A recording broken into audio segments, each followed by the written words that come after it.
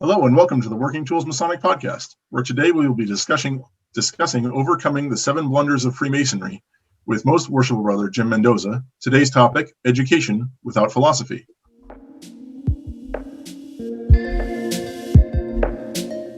Ladies and gentlemen, brethren all, welcome to the Working Tools Podcast, a casual conversation around Freemasonry. First, it's important to note that our thoughts and opinions are our own and do not reflect those of our Grand Lodge or respective craft or concordant bodies. Please connect with us and ask questions via our website at theworkingtoolspodcast.com.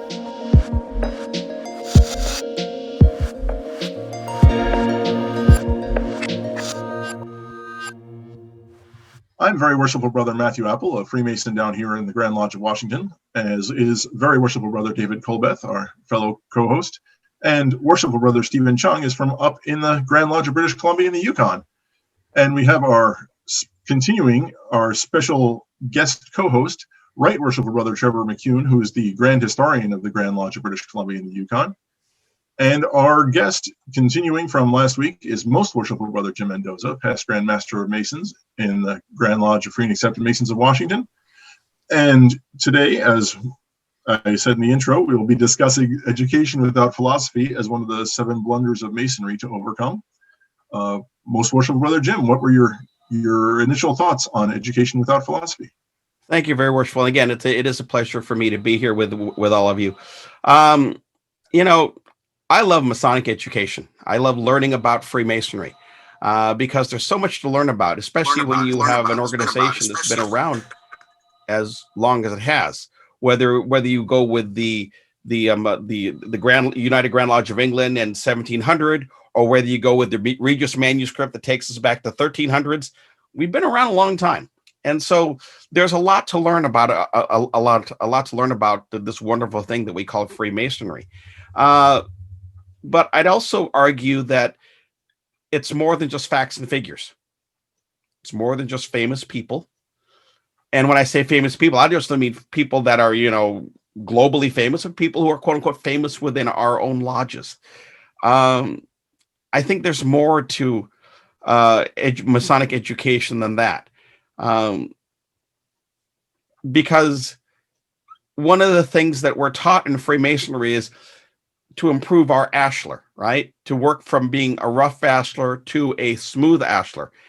And facts and figures, famous / infamous, notwithstanding, that really doesn't do a whole lot with, smoothing the ashlar.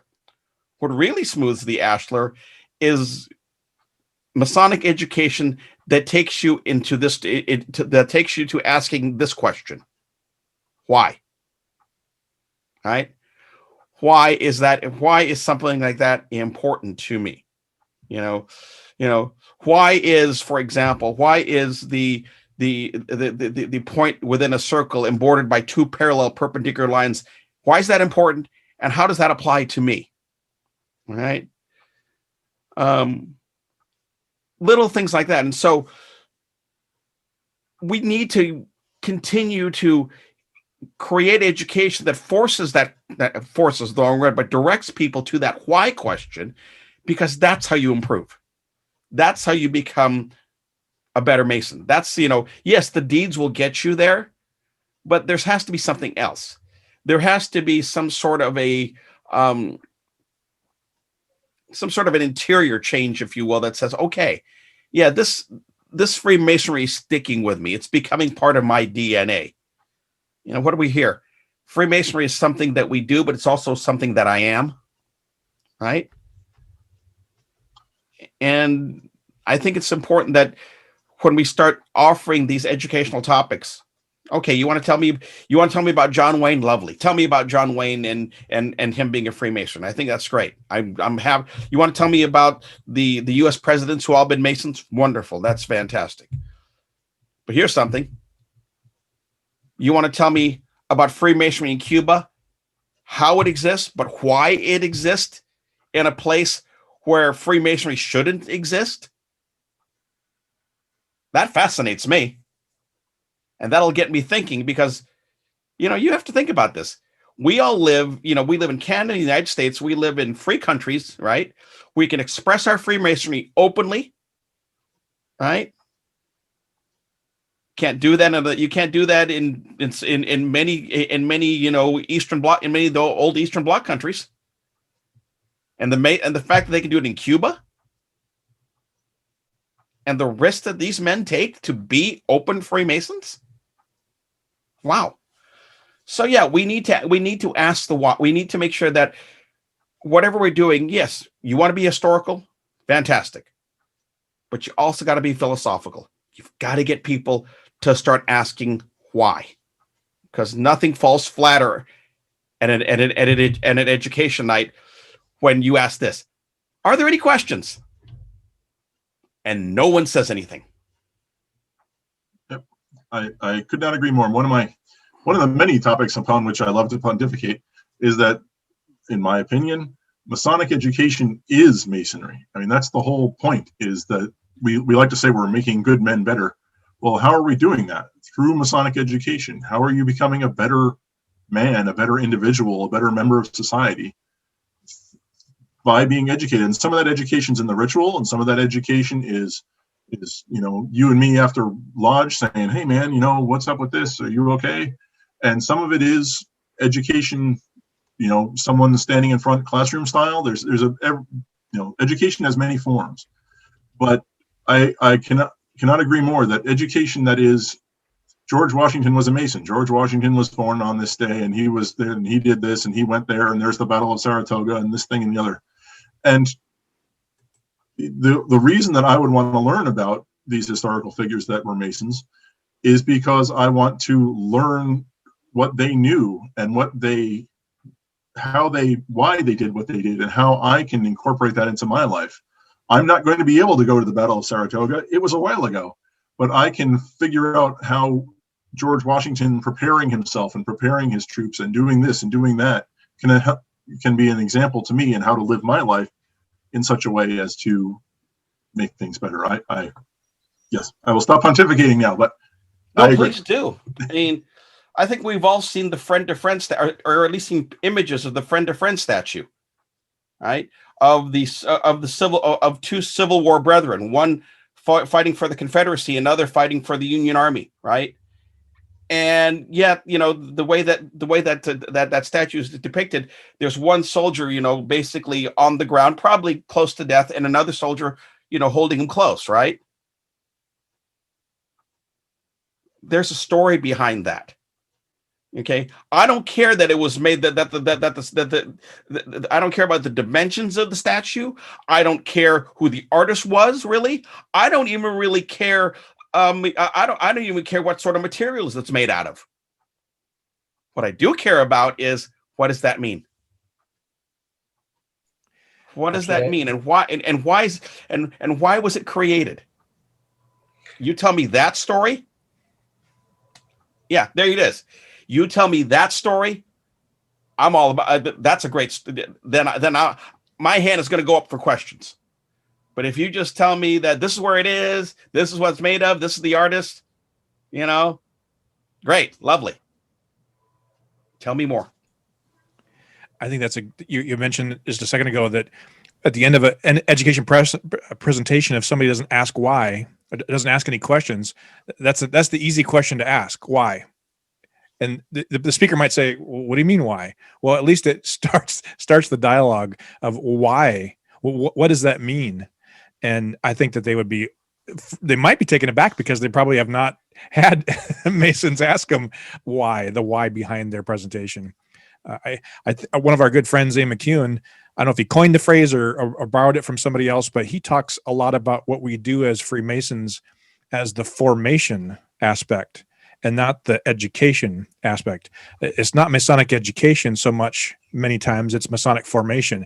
Oh, you have to put your feet this way, and you have to do these certain things, and here's the ritual, and here's the process, and here's how we form Masons. Here's the it's not so much the why, the true education behind why we're Masons, and I appreciate that philosophy idea. Trevor, you spend a lot of time digging into the history of primarily your Grand Lodge. I'd love to hear your thoughts here.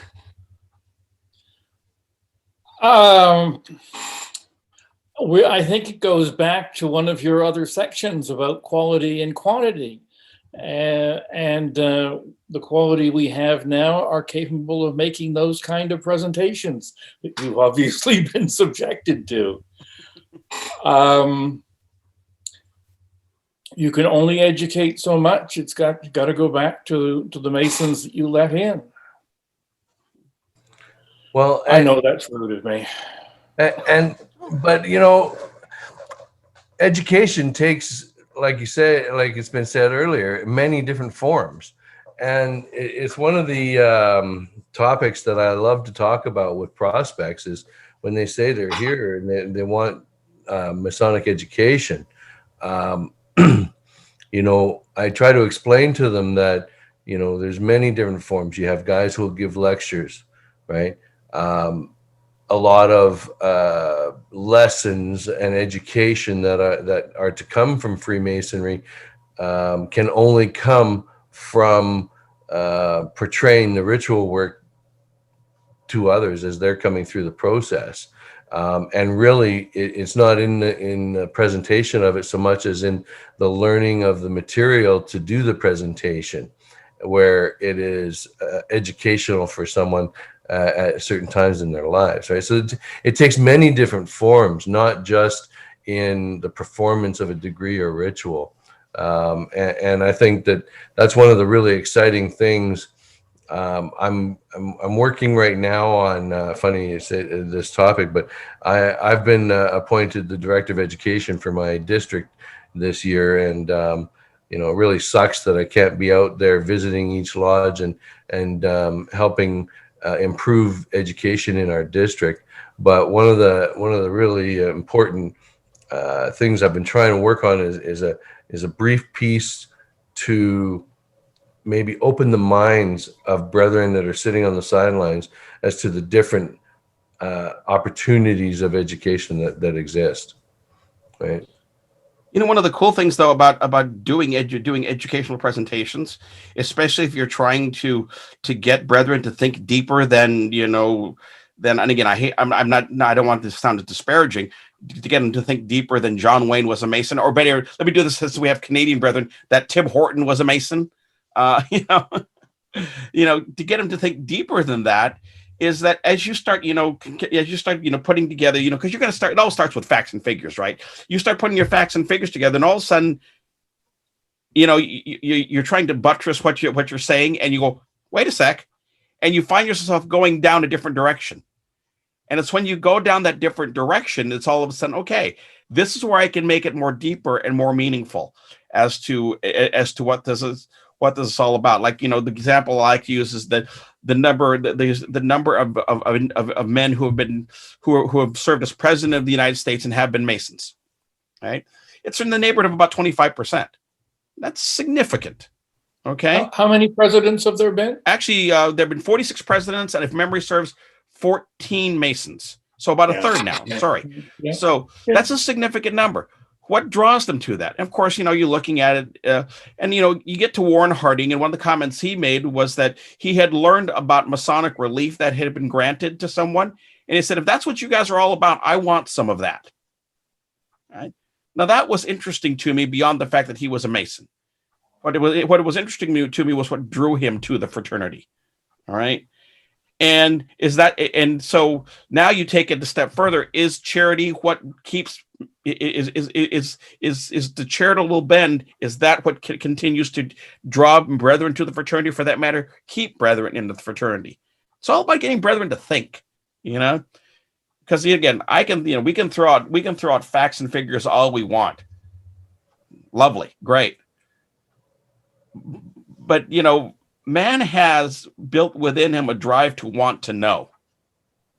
Okay, he wants to know. He wants to understand what's happening underneath. When we reduce our education to facts and figures and famous people, it smacks of that's the way it's always been. Oh, but this is the way we always do education. We just kind of throw it out there. So, interesting thought though. I mean, Trevor, you are the curator of the museum and all the artifacts and historical things. Do you get much opportunity to take all of that stuff that's at your fingertips and turn it into some sort of educational program or anything like that? Constantly. Anyone who has approached me about a topic, I'll put together a presentation on it. So I've been doing that for years now. That's pretty At the cool. moment, we can't You'll access. actually put together the supporting material and a presentation for someone on a particular topic from the. Oh, no. If you're asking me to do a presentation. Oh, yeah. Okay. You're okay. Well, for that matter, it inevitably is posted to the Grand Lodge website where anyone can copy it and present it on their own. Yes. I made the comment of that's the way we've always done it. That kind of, it has education that way. The other thing that really good Masonic education does, it challenges my beliefs. I may walk into something with a preconceived notion, as an example. Yeah, this is how and why this was founded. And then somebody who comes along and takes me in a different direction, I'm going, oh, I hadn't thought about that. Guess what? Now we have a discussion, don't we? Because I can say, well, what about this? And we can go back and forth in a very civil manner, mind you. But, it's great when somebody can challenge me on something like that. Because when they can, it's like, okay, this is somebody who's actually done some work. Now, I'll grant you every so now and then there are times when somebody will challenge me and I can take it up to about 80% of where he goes. It's the other 20% that I struggle with sometimes. And we have educators like that. I love them. They're fantastic, but it's like, whoa, you have gone way over my head on this one. I mean, and I think we all have met that sort of educator. And that's, but that's okay. Everything we do wasn't meant to be understood in one night. Masonry forces us to think, right? It forces us to learn. And here's the thing. As we work from being rough ashlers to smooth ashlers, it's true we'll never get there. But we definitely won't get there if we decide to stop learning. If we decide to stop listening. If we decide to stop asking the questions. Because when all that stops, we've, for all intents and purposes, defined our ashlers, have we not? At the end of the day, when we're finally called, we should be able to say about that brother, he was still working at being a Mason. He was still working at it and working hard because he wanted to learn. So I have to admit, I do listen to other podcasts, and on one of them, I know heresy. The guy who runs it is fond of saying that the philosophers, in this case, he was talking about Stoic philosophers, they were admired not for what they knew, but for how they conducted themselves and what they did. And that was their expression of their philosophy. It wasn't a discussion of words. It was a performance of values. And that was, like you said, I'm just repeating everything you just said, but if all you're going to do is spout facts and if education is not a list, and lists are interesting, lists do convey information, but it is not a way to improve oneself. We talked about it before that, at least for me, I think it's for most guys, when you're learning ritual, while that's important, it's not so much that you learn the words or learn the list. It's that you understand what it's about. And so for me, when I'm trying to understand how a piece means or what it means or how it should be expressed, I'll look up words in there, even though I think I know what they mean, and I can certainly express them in context. If I really want to understand what a word is about, I'll look up the definition of it, and I'll force myself to put the definition instead of the word. right? And that really broadens the ritual or broadens the message. When you take that word out and put the whole definition in, it gives new context, new light to the information or the list, so to speak. I think that's what helps me to understand ritual. And so if somebody's looking for the why, how do I start learning about the why? Dig in and learn what the words mean. When I'm working with my girls, we're somewhat fortunate. While it's tough times in this being home all the time with your family, I think it's also a unique opportunity. I really enjoy it most of the time, having two almost teenage girls, but helping them work through learning words or learning words that they don't understand. I said, well, let's look it up. And so I have taught my older daughter, who's a rainbow girl, and maybe we'll have her on the show someday. Maybe when she's a worthy advisor, but it was fun to teach her how to do that, to take a word that she doesn't know and look it up, look for the definition so she can understand what the word means. And it was, a little proud dad moment where I saw her do that on her own without prompting. I saw her look up the word, and she, in her mind, looked up the definition, or, she looked at the definition, and then she read the sentence back again with the definition instead of the word. And that made so much more it provided so much more understanding and gave meaning to what she was reading. And if we did that as men, boy, that would be incredible. And, that ties back into what Matt said. You're going to expound lessons, right? But it's that old line as well, that you're going to teach a lesson, but have you learned the lesson yourself? Right? Because if you're teaching the lesson and you exhibit by your conduct that you haven't learned this lesson for yourself, then you're, I hate to use the strong word, but you're a fraud, right? You can't hold yourself out as a Mason, as an example, and not act in a Masonic way. And people say, what is that? Well, that's defined by every word that you've said in ceremony, every obligation you've taken either as a candidate or as a master or a past master, whatever the case may be, that's where it comes in, right? We ask the questions so that way we know how to apply it. We ask the questions because we know how to apply it to ourselves.